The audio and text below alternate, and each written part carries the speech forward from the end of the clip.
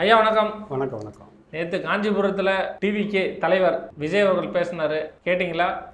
நல்லா கேட்டோம். ஆனால் ரொம்ப மனசு வேதனையாக இருக்குங்க. என்னென்னமோ எல்லாத்துக்கும் ஒரு 12 திட்டங்களை சொன்னார். ஆனால் டாஸ்மார்க்கு மதுப்பிரியர்களுக்கு என்ன செய்ய போகிறேங்கிறத அவர் சொல்லலை. குடிச்சிட்டா வீழ்ந்துட்டா அவங்கள கூப்பிட்டு போகிறது ஒரு வண்டி, அதை நீங்கள் ஏங்க? அதாவது அவர் 12 அறிக்கை, அதாவது வீட்டுக்கு ஒரு இருசக்கர வாகனம் கொடுப்பேன்னாரு. இருசக்கர வாகனம் கொடுப்பீங்கன்னா டிவிஎஸ் 50 கொடுப்பீங்களா, ஸ்கூட்டி பெப்பு கொடுப்பீங்களா? ஏன்னா ஸ்கூட்டி பெப்பெல்லாம் ஏற்கனவே அண்ணா திராவிட முன்னேற்ற கழகத்தில் அம்மா அவங்க கொடுத்துட்டாங்க. இவர் இப்போ எதைக்கு கொடுக்குற மாதிரி இருந்தால் வாரியர், இன்னைக்கு ஜென் வாரியர்னுங்கிறாரு. அப்படின்னா என்ன கொடுக்கணும்? கேடிஎம் வண்டியை தான் கொடுக்கன்னு சொல்லணும். ஐயா 2.5 லட்ச ரூபா அது. ஏங்க டூ வீலர் தரேன்னு சொல்லியாச்சு. அதுவும் நீங்கள் சொல்லியிருக்கிற இடம் கல்லூரி வளாகத்துக்குள்ளே வச்சு சொல்கிறீங்க. அங்கே உங்கள் வாரியர் கொந்தளிக்கிறாங்கன்னா அவங்க என்ன எதிர்பார்ப்பாங்க? அவங்க என்ன டிவிஎஸ் 50 காலேஜ் போவான்? டிவிஎஸ் 50 ஓட்டிக்கிட்டாங்க போவான். அதை கொடுத்த உங்களுக்கு முதல்ல நீ சொல்லுங்கள், இந்த வண்டி உங்களுக்கு நான் ஸ்கூட்டி பெப் வாங்கி தரேன், டிவிஎஸ் 50 வாங்கி தரேன்னு மட்டும் சொல்ல. அவர் வண்டி வாங்கி கொடுக்குறேன்னு சொன்னது பார்த்தீங்கன்னா பெண்களுக்கு ஆண்களுக்கானு சொல்லலைன்றங்க. ஏங்க நான் என்ன சொல்கிறேன்னா, பெண்களோ ஆண்களோ அது இன்னைக்கு உள்ள இவர் பின்னாடி இருக்கிறவங்க ஆவலோட எதிர்பார்க்கறது கேடிஎம் வண்டியை தான் எதிர்பார்த்துக்கிட்டு இருக்கிறாங்க. அது இல்லாமல் நான் 2 வீலர் வாங்கி தரேன்னு சொல்லிட்டு வீட்டுக்கு ஒரு இருசக்கர வாங்கணும் அப்படின்னா நீங்கள் டிவிஎஸ் 50 இந்த மாதிரி இந்த வண்டிகளை வாங்கினீங்கன்னா நீங்கள் முதல்ல சொல்லுங்கள். அடுத்து நீங்கள் சேலத்தில் அடுத்த தேதி கேட்டுக்கிட்டு இருக்கிறீங்க. அதாவது தமிழ்நாட்டுடைய மக்களை திராவிட முன்னேற்ற கழகம் இஷ்டத்துக்கு விளம்பர அரசியல் பண்ணிக்கிட்டு இருக்கான்னு சொல்லி தான் உங்கள் திக்கம் திரும்புகிறாங்க. நீங்கள் பார்த்தீங்கன்னா அவங்கள விட பெரிய விளம்பரம் பண்ண ஆரம்பிச்சிட்டீங்க. இருசக்கரம் வாங்கி தருவோம், கார் வாங்கி தருவோம். அவங்க 12 அறிக்கை விட்டதில் அவர் எத்தனை மார்க் வாங்கியிருக்கா தெரியுமா? டாஸ்மார்க் மதுப்பிரியர்கள் கட்சி கொடி இல்லாத கிராமங்கள் இருக்கலாம், கட்டையும் போடாத கிராமங்கள் கிடையாது.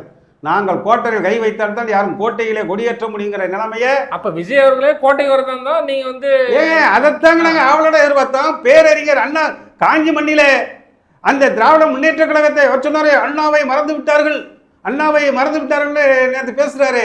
யார் மறந்தது? யார் மறந்தது? அது யார்? அதுதான் அண்ணாவை மறந்துருந்தா அண்ணா அறிவாலயத்தில் அவங்க ஸ்டாலின் அவர்கள் நுழையும் போதெல்லாம் அண்ணா பேரை சொல்லிட்டு தான் அண்ணா அறிவாலயத்துக்கு வாங்கன்னு சொல்லிட்டு போறாரு. பழனிசாமி ஐயா போறாருனால அண்ணா திராவிட முன்னேற்ற கழகம் ஆபீஸுக்கு வாங்கிட்டு தான் போயிட்டு இருக்காரு. யாரும் மறக்கலை. அண்ணா நூலகம் எல்லாம் இருக்காங்க. இவர் காஞ்சிபுரத்தில் கண்டிப்பாக அவர் பேச வேண்டிய விஷயமே இன்னைக்கு திராவிட கட்சிகள் திணறி கொண்டு இருக்கிறது. எந்த கட்சிகளாக இருந்தாலும் திணறி கொண்டு இருக்கிறது சொன்னால் டாஸ்மார்க் மதுப்பிரியர்களை பற்றி அவர் ஒரு வார்த்தை சொல்லலைங்கிறத நான் ரொம்ப நேற்று உன்னிப்பாக கவனித்து பார்த்தேன். எங்களுக்கான அறிக்கை ஒன்றுமே விடலை. பேரறிஞர் அண்ணா பிறந்த பூமியிலே அவர் 1967 மதுக்கடைகளை நாடிய, அது கர்நாடகாவில் திறந்தாலும் ஆந்திராவில் திறந்த அன்னைக்கு அந்த 1967 காலகட்டத்தில் காங்கிரஸ் ஆளுகின்ற ஆந்திரா மாநிலம், கர்நாடகா மாநிலம், அனைத்து மாநிலங்களும் டாஸ்மாக் கடைகளை திறந்த பொழுது பேரறிஞர் அண்ணா அவர்கள் அதாவது குஷ்டரோகியில் இருக்கக்கூடிய வெண்ணெயை நக்குவதற்கு சமம், நான் அதை திறக்க மாட்டேன், அந்த தாய்மார்கள் விடுகின்ற கண்ணீரை என்னால் காண சகிக்காது, நான் ஆனால் திறக்க மாட்டேன், மது விலக்கை மத்திய அரசு நிதி தரவில்லை என்றாலும் நான் மது கடைகளை மூடித்தான் ஆட்சி செய்வேன் என்று ஆட்சி செய்தவர் பேரறிஞர் அண்ணா. அதை பற்றி ஒரு வார்த்தை கூட பேசலை. என்ன இன்னைக்கு நான் வண்டி தருவேன். இப்போ ஏங்க 1000 ரூபாய் உரிமை தொகை பெண்களுக்கு 2021 திமுக சொன்ன அறிக்கைக்கு இவர் சொன்ன அறிக்கைக்கு என்னங்க வித்தியாசம் இருக்கு? 1000 ரூபாய் உரிமை தொகை தருவேன்னு சொன்னதுக்கு அப்புறம் அனைத்து பெண்களுக்கும் 1000 ரூபாய் தருவேன்னு சொன்னாங்க. இப்போ அணைச்சிக்கிட்டு கிடக்காங்க. 1000 ரூபாய் எல்லாத்துக்கும் தர முடியல, நாங்கள் ஜனவரியில் தரோம் இப்படின்னு முணங்கிக்கிட்டு இருக்காங்க. நீ அதுக்குள்ளே நான் 2 வீலரே தருவேன் அப்படின்னா, இருசக்கர வாகனமே தருவேன்னா 1000 ரூபாய்னாலும் வருஷத்துக்கு 12,000 தான். ஆனால் இருசக்கர வாகனம் தருவேன்னு நீங்கள் சொன்னீங்கன்னா ஒரு வண்டி 1.5 லட்சம். என்ன காலேஜ் பசங்க உங்கள் பின்னாடி இருக்கிறவங்க எல்லாம் அவங்க எதிர்பார்க்கறது 2.5 லட்ச ரூபா வண்டி எதிர்பார்த்துக்கிட்டு இருக்காங்க. கேடிஎம் வண்டியை தலைவர் கொடுக்க போகிறாங்கிற கற்பனை இருக்கா? அதை இப்போ நீங்கள் பேரறிஞர் அண்ணாவுடைய காஞ்சி மண்ணில் செய்த பிழை தவறுகளை அடுத்து நீங்கள் மூதறிஞர் ராஜாஜியினுடைய மண்ணுக்கு போறீங்க, சேலத்துக்கு. இந்த ரெண்டுக்கும் ஒரு நெருக்கம் இருக்கு. மதுவிலக்கை பற்றி பேசாத, காஞ்சி மண்ணிலே நீங்கள் கட்டிங்கை பற்றி பேசாத, நீங்கள் இந்தியாவிற்கே மதுக்கடைகளை மூடி அறிமுகப்படுத்தியவர் 1937 மூதறிஞர் ராஜாஜி அவர்கள். பேரறிஞர் அண்ணா அந்த மண்ணிலே நீங்கள் பேசுகின்ற பொழுது இந்த மதுவிலக்கை பற்றி பேசவில்லை. நீங்கள் அடுத்து செல்கின்ற மூதறிஞர் ராஜாஜி அவர்களுடைய மண்ணுக்கு செல்கின்ற பொழுது அங்கே சேலத்திலே 1937 மதுக்கடைகளை மூடி காட்டினார். நீங்கள் இதை பேசினா தான் அங்கே நீங்கள் சொல்லணும், கேடிஎம் வண்டி தரப்போறீங்களா, என்ன வண்டி தரப்போறீங்கிறத தெளிவுபடுத்திடணும். அப்படின்னா தான் உங்க பின்னாடி ரெண்டே விஷயம் தாங்க. தாவேக்கா ஆட்சிக்கு வரப்போதுன்னா ரெண்டு விஷயம் என்ன, ஒன்னு திமுக ஒன்னு தாவேகா. அதே வந்து காஞ்சி மண்ணில பேசுற வரைத்தான் ரெண்டு திமுகவா தாவே டிவிகேயா டிஎம்கேன்னு இருந்தது. அதெல்லாம் கிடையாது, அது நேற்றோட முடிந்தது. இன்னும் நீங்க சொல்ல போறது இனிமே கேடிஎம் வண்டி தரப்போறீங்களா, மதுக்கடைகளை நடத்த போறீங்களா, மூட போறீங்களா, மதுக்கடை இருக்குமா இல்ல இருக்காதா, கேடிஎம் வண்டியா டிஎஸ் 50யா, இந்த ரெண்டை மட்டும் நீங்க இந்த ரெண்டுக்கு மட்டும் சொல்லியிருக்க.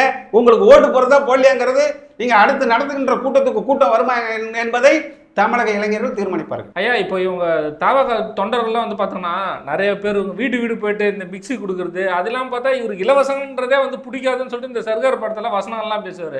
இப்போ இந்த இலவசங்கள்லாம் அறிவிச்சிருக்கிறது உங்களுடைய கருத்துக்கள்? அது ஏங்க இலவசம் வந்து ஜெயலலிதா அம்மா கொடுத்தாங்க அப்படின்னா லேப்டாப்பு, அதாவது அந்த பாமரனும் 10வது அந்த பாமர பெண் குழந்தைகளும் அந்த மாணவர்கள் படிக்கணுங்கிற ஆசையோடு அம்மாவாக வாங்கி கொடுத்தது அந்த கணினி, அந்த லேப்டாப்பை வாங்கி கொடுத்தாங்க. ஆனால் இன்னைக்கு இந்த திமுக ஆட்சிக்கு வந்த உடனே அதை நிப்பாட்டிட்டாங்க. அதே போல அந்த பெண்களுக்கு அந்த கேர்பரியில் இருந்து நோட் புக்கில் இருந்து அத்தனைய பென்சில் பேனா அள்ளி, அன்னைக்கெல்லாம் நாங்கள்லாம் படிக்கும்போது பென்சில் பேனாக்கு எங்கள் அப்பாட்ட சண்டை விட்டுட்டு போவோம். அத்தனையும் புக்கு நோட்டு அள்ளி அள்ளி கொடுத்த மகராசி. இப்போ பெரும் அப்படி அப்போ கூட வந்து பார்த்தோம்னா ஜெயலலிதா அவர்கள் அந்த பெண்களுக்கு கொடுக்க வேண்டிய விஷயத்துல அந்த நாப்கினோட சேர்த்து தான் வந்து ஏங்க நாப்கின் அந்த பிள்ளைய தான் சொந்த பிள்ளை மாதிரி பார்த்து பார்த்து மணிக்கணினி அது வாழ்க்கையில ஏங்கி கொண்டிருந்த இடத்துல போய் கொடுக்குது.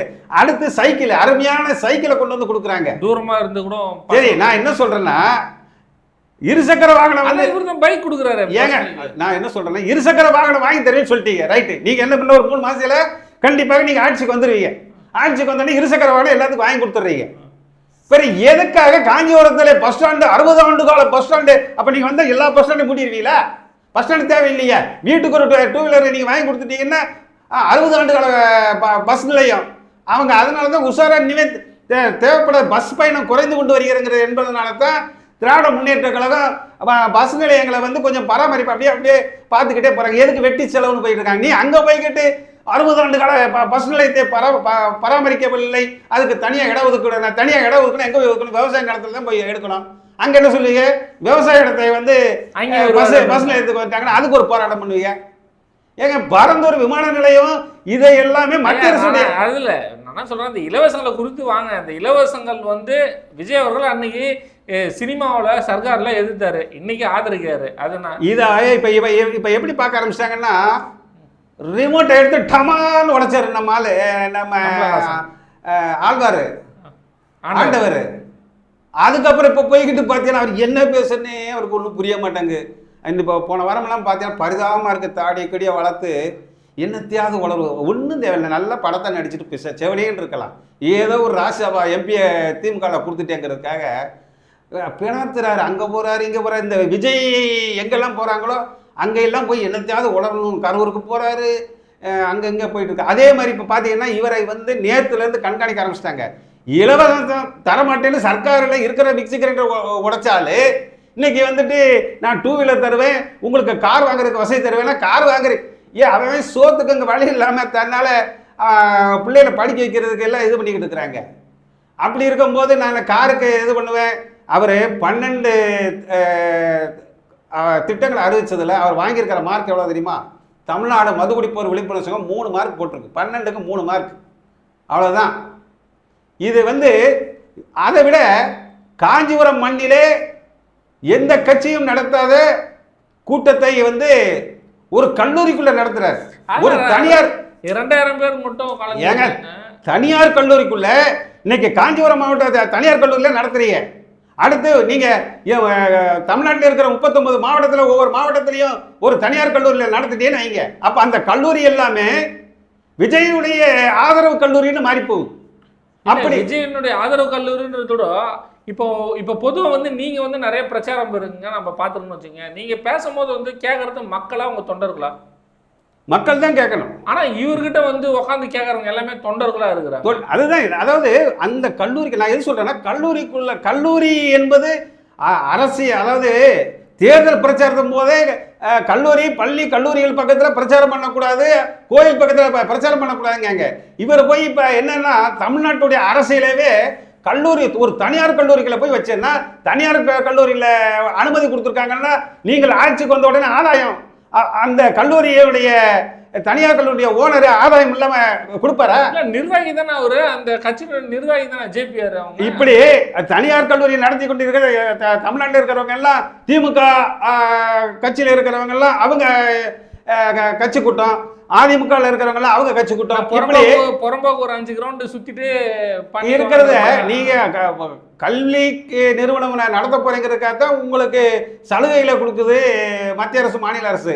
அதை பயன்படுத்தி நீங்க கட்சிக்கு நாங்கள் கட்டியிருக்கிற கல்லூரிகள் எல்லாமே ஆளுக்கு 10-50 கல்லூரியை பிரிச்சுக்கிட்டு அதுக்குள்ள போய் கட்சி மீட்டிங்கை நடத்தினால் இது தமிழ்நாட்டு அரசியல், தமிழ்நாட்டுடைய அரசியல் எந்த நிலைமையில போய் நிற்கும்? அவன் படிக்க போயிருக்க போறான்னா உங்களுடைய பம்மாத்து அரசியல் அதுகளை கற்றுக்கிட்டு அங்கே தேவையில்லாத பிரச்சனைகள் வரும்.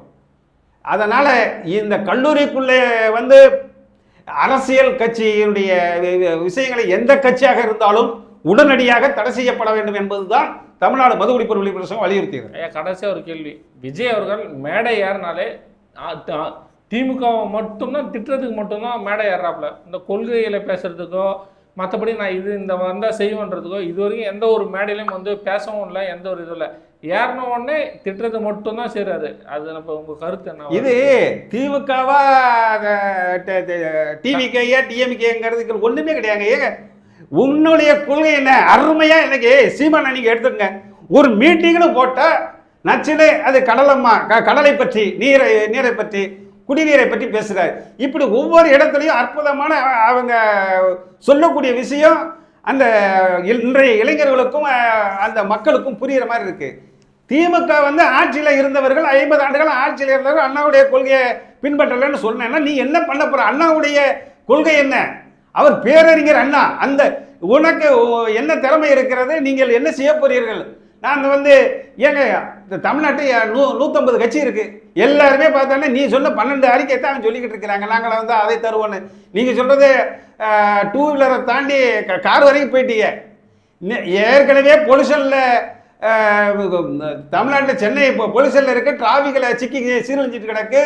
மழை பெஞ்சா ஏங்க அம்மா புரட்சித் தலைவி அம்மா அவர்கள் சென்னையில் குடிநீர் மழைநீரை பாதுகாப்பதற்காக மழைநீர் திட்டத்தை கொண்டு வந்து சேகரிப்பு திட்டத்தை கொண்டு வந்தவர். அதே போல புலால் உண்ணக்கூடாது, காய்கறிகளை உண்ண வேண்டும், இந்த வளரும் தலைமுறை வந்து நோய் தாக்கம் அதிகம் இல்லாமல் காய்கறிகளை சாப்பிட வேண்டும் என்று பார்த்து திட்டங்களை அறிவித்தவர் செல்வி ஜெயலலிதா அவர்கள்.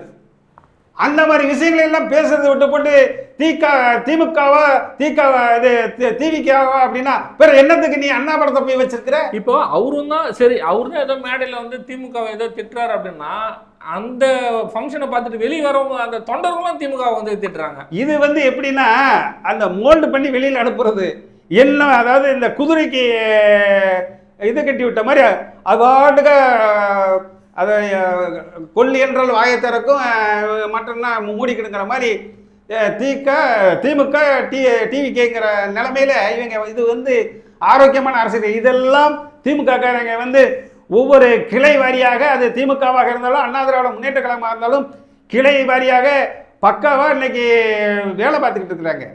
அதே மாதிரி அவங்க என்ன திமுக என்றாலே அண்ணா செய்யாததை விட நீ வந்து செஞ்சிட போற, தமிழ்நாடுன்னு உருவாக்கியவர பேரறிஞர் அண்ணா. அவங்க செய்யாத திராவிட முன்னேற்ற கழகம் செய்யக்கூடிய இடஒதுக்கீடு பிரச்சனை, பல பிரச்சனைகளை எல்லாம் சாதித்து காட்டி வந்தவர்கள். இன்னைக்கு அவர்களுடைய நடவடிக்கைகள் அந்த முற்போக்கான பகுத்தறிவு சிந்தனைக்கு தாண்டி தமிழக மக்களை தாண்டி தன் குடும்பம் தன்னுடைய சம்பாத்தியங்கிற மாதிரி ஊழல் அதிகமாக இருக்குங்கிற ஒரே காரணத்துக்காக மாற்று அரசியலை இளைஞர்கள் இன்றைய தமிழக மக்களும் இளைஞர்களும் தேடிக்கொண்டிருக்கின்றார்கள். அந்த இடத்துல கொஞ்சம் எடப்பாடியார் பழனிசாமி அவர்கள் அவருக்கு ஒரு தனிப்பெரும்பான்மையுடன் ஒரு வாய்ப்பு கொடுத்தால் தமிழக வெற்றி கழகத்தை விஜயை விட அருமையாக வாழும் காமராஜருக்கு இணையாக, பேரறிஞர் அண்ணாவுக்கு இணையாக செயல்படக்கூடிய அற்புதமான ஒரு தலைவராக எடப்பாடியார் அவர்கள் இன்னைக்கு தமிழ்நாடு முழுவதும் வளம் வந்து கொண்டிருக்கின்றார். அதில் அவரெல்லாம் அவர் என்ன செய்தார் ஐயாங்க, போன தடவையில் ஒரு 5 வருஷத்தில் 2 வருஷம் கொரோனாவுக்கு போயிடுச்சு. 1 வருஷத்தில் அவர் கொண்டு வந்த திட்டங்களை பார்த்தாவே செல்வி ஜெயலலிதா அவர்கள் உயிரோடு இருந்தால் பாராட்டாங்க. அந்த அளவுக்கு செயல் கொண்டு வந்திருக்கிறாங்க. அதனால் இந்த திமுக, தாவேகா, டிவிகே, டிஎம்கேங்கிற இதெல்லாம் விட்டுட்டு தெளிவான கொள்கைகளை, தெளிவான தேர்தல் திட்டங்களை நீங்கள் சொன்னாதான் தமிழக மக்கள் ஏற்றுக்கொள்வார்கள். இல்லை என்றால் கூட்டம் கூடும். அது தெலுங்கானாவில் சொன்ன மாதிரி சிரஞ்சீவிக்கு கூடுன மாதிரி கூட்டம் கூடும். கடைசியில் அது நீர்த்து போகும் என்பதை மனதிலே வைத்து சேலம் மண்ணிலே மூதறிஞர் ராஜாஜி பிறந்த மதுவிலக்கை அமல்படுத்திய மண்ணிலே நீங்கள் பேசுகின்ற பொழுது தெளிவாக பேசினால் உங்களுக்கு திருப்பு முனை உருவாகும். இல்லை என்றால் நீங்கள் தெருவுக்கு வரக்கூடிய நிலைமை உருவாகும் என்று இந்த நேரத்தை பதிவு செய்கிறேன். நன்றிங்க.